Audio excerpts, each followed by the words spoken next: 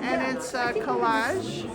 That this is a pad like for makeup removal, and I put watercolor on it that represents, you know, kind of the opposite of a mask, of kind of taking the self and putting it onto something and showing it.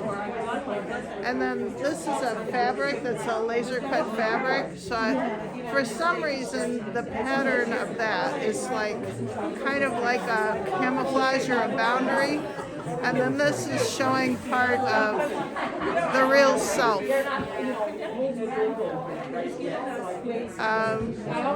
Normally I do a lot of painting and drawing, so it's a little bit unusual, but it felt graphically strong. I thought it would translate well to a catalog and also kind of fit the theme of the show, Best of Women, because it's kind of one of the things that women do to show their best selves is to put on the makeup and, you know, show a certain face.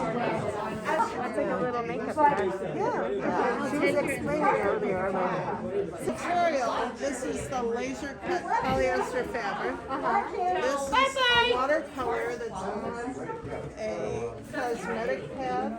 Okay. And it's kind of about the opposite of where we've all been, hiding our mouths. So putting our mouth on as makeup and then using it for expression of ourselves. Okay. So do you have any I love thoughts about it? You love it. Okay. Well, I love the delicacy of the whole piece. It's super subtle, and I was taken by just very delicate placement of this one. I wasn't sure what the object was. It's a little ambiguous. I don't necessarily want to tell people what to think about it, but that's my impression. Well, I had wondered if you had made this little pad, had hand stitched it. No, it's a found object, so to speak. All right. And did you create the fabric as well? I used it as a sample. It's a found object. Both are found objects, yeah. Yeah, but the makeup, the lips, I did it myself, and everything is it's a combine that I made. Gotcha, yeah. And yours is this one, right? This is my piece, yes. Which is also lovely. My impression of this is, I'm sure it's heavier than it looks, but it has kind of an almost floating feel about it. Well, the point of inspiration was bleacher. And so I'm glad that you have that floating feeling. And it is actually heavier than you think. I look things inside with rocks. So when you pick it up, it doesn't feel like a fluffy toy. That's good. It has something to it. There's a little impact, yeah. Very cool. Yeah, I was in the middle of a lawsuit quite a few years ago. It started in 2010 against my sister. And it took a long time, but when we finally won the lawsuit, I finally felt like I was coming out from under the weight of it. It was horrible. I was the local person. My brother and sister were with me on the lawsuit. My mother had Alzheimer's, and my sister had changed the trust so that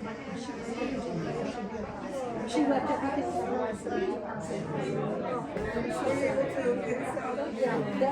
that my mother had Alzheimer's, and I was thinking, like the world had changed, and it shifted completely. In the Irish tradition, my husband's Irish, so I have a lot of these ideas. In the Irish tradition, the trilogy is really the old woman, the crone, the mother, the mature mother, and the young daughter. And so when I realized that my mother had Alzheimer's, she was like different, and I felt like the world had an earthquake. So I painted these two mountains in Mexico City. These two mountains are above the city, and they erupt a lot, and you feel the vibrations in the city.